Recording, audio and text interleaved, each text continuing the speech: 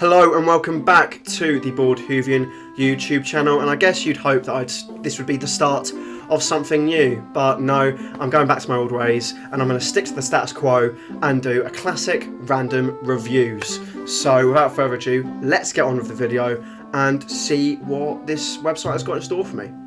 Okay, so I'm not going to explain the website. Here we are, all this random stuff, choose a story, show settings. It's got Kablam on there. I was just checking if the website, still worked. So now we're just going to click choose a story and see what happens. The Idiot's Lantern.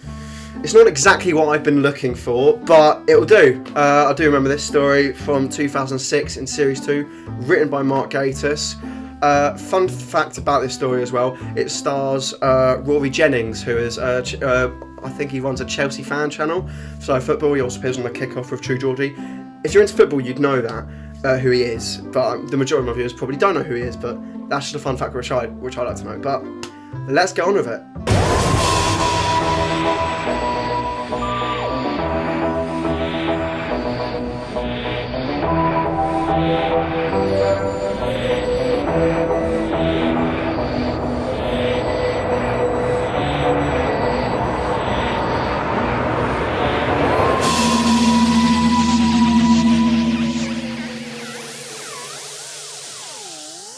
Okay, so I've watched the episode, and yeah, I'm gonna be honest, I'm just gonna have to work this out and talk about it. So, I know a lot of people's opinions on this story. I think the main opinion is that it's quite a bad one. A lot of people think it's kind of a bit of a dud, but I've just got to go my own way with this one and just say, I've never really despised it. I've always found a bit of charm in there. I think I'm a bit of a M1ck sympathiser, I guess. I kind of like his stories more than most people. I mean, in my last video I did, even though it was about Hellben, I said, I don't mind Sleep No More, which is one of his later stories. And, this one's the same. It's just his maybe second story for New Who, I think. And I do like it.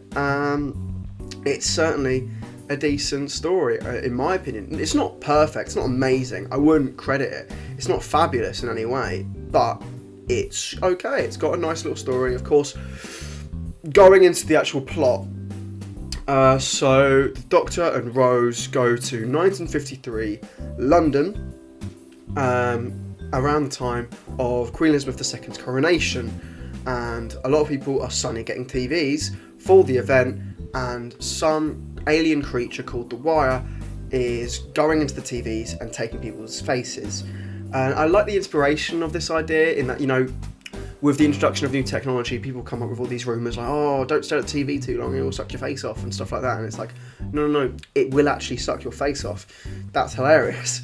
And yeah, it's pretty mental. And I think a lot of people do not like this for many reasons. I've heard recent complaints over the story due to its ending, which I can kind of understand, but I also understand the in-character and in-story reasons for it happening. But, if we just talk about the performances in this story, I think David Tennant, as the Doctor, is phenomenal. I mean, you could bet on it. He's fantastic. He is a brilliant Doctor. He's brilliant in this story. Even though people don't like this, I'm going to go through some moments. I've got them written down. So,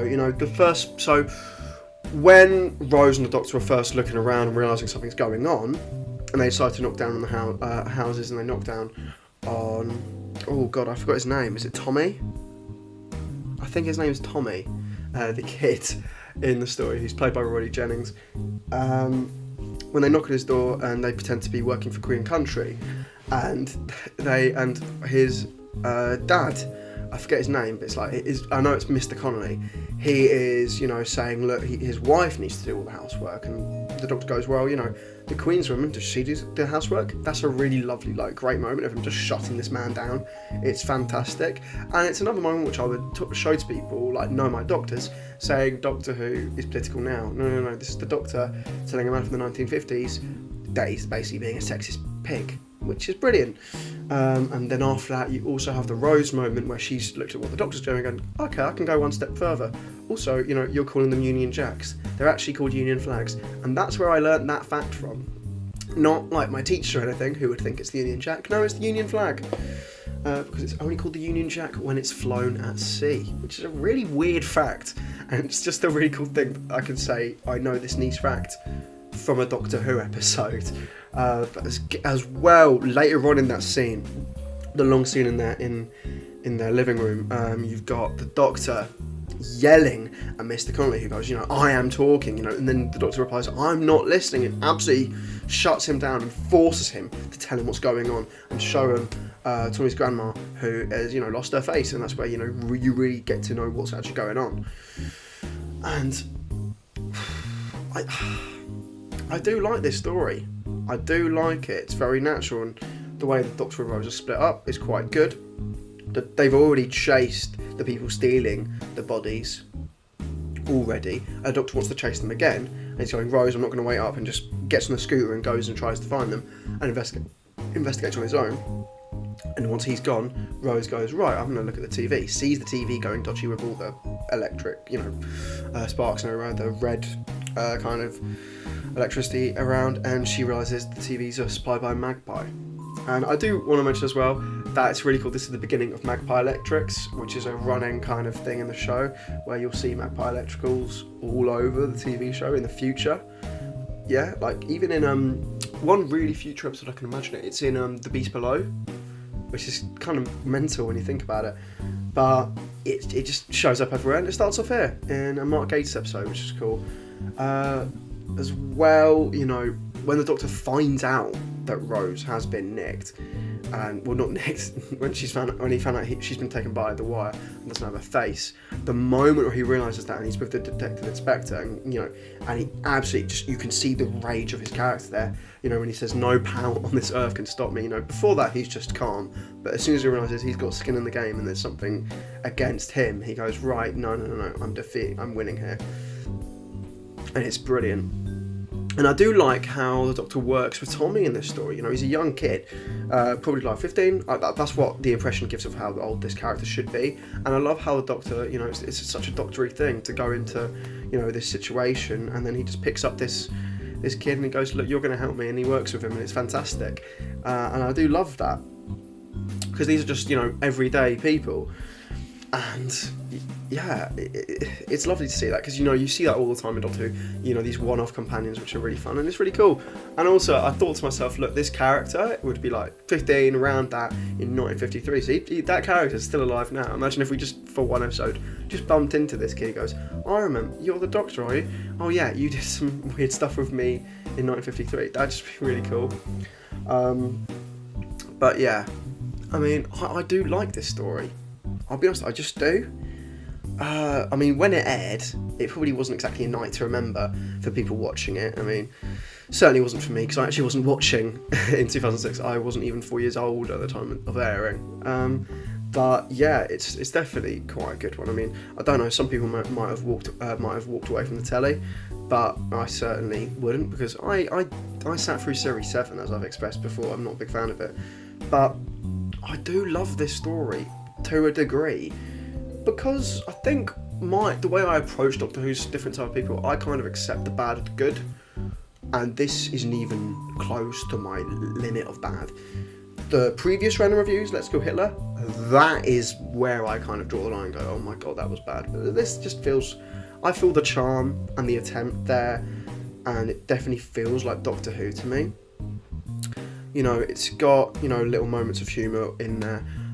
Not that much though. It's got, I'm sorry, but the image of the actual people losing their faces is quite scary. If a lot of people don't like to admit, Doctor Who isn't for the kids, but kids are one of the main viewers of this show. That's one of the main target audiences. I view it mainly as a family show, because it's for everyone to watch. It's accessible to everyone. But if you're a kid watching that, that's terrifying. And realising that these people, you're probably just screaming on the inside, they're all just going to scream, and they can't, they don't have a face. It's so awful, and the kind of creaking noise their hands make, it reminds me a lot of the Autons, with the noise of them creaking, because it sounds like these hard, plastic things, and they're not, they're just people, and they can't really do anything. And there's the scene where the Doctor goes into Magpie Electrical, and you see all the faces on the screens. is just so tough, because you see all these people who are stuck there, and you see Tommy's gran, and you also see Rose, and everyone else saying help me, help me, help me, and she's just going doctor, which is a really tough moment for the Doctor to deal with. One thing I will say is I think the conclusion of this story is actually quite decent and quite logical, in how the Doctor realises that the wire needs a massive receiver, and it's using Alexandra Palace to do that, and I really like that idea, and the fact that he burns it onto, not burns it, he kind of puts it on the tape, which is quite hilarious. He kind of uses the fact that it's basically raw electricity against it, and makes the first home video, and I like that little joke. He just goes Betamax, which is really funny if you understand how home video developed over time, until it eventually developed into VCR or whatever. I don't know. I'll be honest, I don't know too much about tape. I only just about grew up with it a little bit. But yeah, I mean, you kind of got to get your head in the game to kind of get around most weird explanations for Doctor Who resolutions, and this one is pretty simple, and I kind of like that. It doesn't feel too simple for the plot, but it feels simple enough for you to understand and be logical. And it's a fun little moment as well, climbing up the tower as well to the top with Magpie, and the Doctor kind of trying to be electrocuted, and him being saved for the fact that his shoes have rubber soles. That's kind of a little fun moment as well. And then of course the Doctor succeeds, and all the people who were lost are now breaking free, and that's a lovely little moment as well. And it's just a really cool thing as well, and I like the fact that Doctor Who has this ability to go back to really historic and significant moments in history, and to tell a different story on it. And most of the time I do tend to like the historical stories. I do. You offer me all these stories, I want it all. I want all these stories. I love them. I mean, in the Whittaker as well, I prefer the ones in the past. Nicola Tesla's Night of Terror, I think, is massively underrated. I've always loved that one. And the Shakespeare Code's massively underrated as well, even though the writer is a bit of a bigot. I like it, sadly. But this story, I don't know, what would I give this out of 10? If I'm being perfectly honest, I'd give it a 6. I want to give it a 6.5, but I won't. I'll give it a 6, but a good 6. I did like it. I think it gets a bit of unearned flack. I think it's okay, and I'll get on to one thing which I mentioned earlier: the ending with Mr. Connolly and his son, as people don't like. I've seen people say that it's not good because the dad is an awful dad. He's kind of abusing his son and his wife, and he's a sign of toxic masculinity, and I can completely understand that. And I agree with that, and it's not a good message for the writers to make, in that Tommy kind of walks away with his dad, and I wouldn't say it's fully forgiving him, but it's not kicking him, but it's more like don't kick him out of your life. But the reason I kind of accept it as well is because the person who tells him to go get his dad isn't the Doctor, it's Rose, and it's because she didn't grow up with her dad. She can completely understand why she said that, but I'm not going to talk about that moment anymore. I do like the story. I like it. I love historical. I like the moments where the Doctor's actually working with the police, because you think it's going to be a stereotypical Doctor Who moment where they're going to interrogate the Doctor, but quickly he turns it on them and starts working with them. And it's really good, and it gives a change of pace to the story. And it's very much a good New Who 45-minute one-off episode, and I love that. And just to finish off as well, the beginning with Doctor and Rose going to London and thinking they're in New York to see Elvis is quite cool, because they're obviously on a scooter. The Doctor's got his hair slicked back. Rose is all pink skirt, denim. Got the really pink lip gloss. They're all set for 1950s America. They're in 1950s UK, which has just gone off rations. So kind of almost the opposite. But I love the little moments like that where the TARDIS gets wrong, because sometimes the TARDIS is wrong, sometimes the TARDIS is bang on right. But I like stories like this where it's even a surprise for the Doctor where they are. But yeah, so 6 out of 10. That's what I think about this one. However, I'm going to change this series right now for you, okay? Now, I am going to do the randomizer for the next random review. And I think this is a better formula for it, in that I start the random review having already picked the story. Because because I think the intro is a little bit bad, because you can see the thumbnail and you will know what episode I'm going to watch. So yeah, if you're looking now, I've got the Idiot's Lantern there, obviously, and I am going to end this picking the next story. So, out of all of Doctor Who, my next story is going to be Full Circle. The first story to feature Adric is going to be my next random review, and the first classic episode of Random Reviews. So, you should be looking forward to that. I certainly will be. It's from season 18. Actually, I've just realised I've got that on my Blu-ray, so I'll get the Blu-ray out and watch that. That should be a lot of fun. But besides that, I've been the Bored Whovian, and actually before I completely finish this story off, there have been subtle references to something in this video. I've made about 14 or 15 references to something in this show, in this episode. So if you can actually figure out what I made subtle hints to, then comment below. It was my flatmate's idea.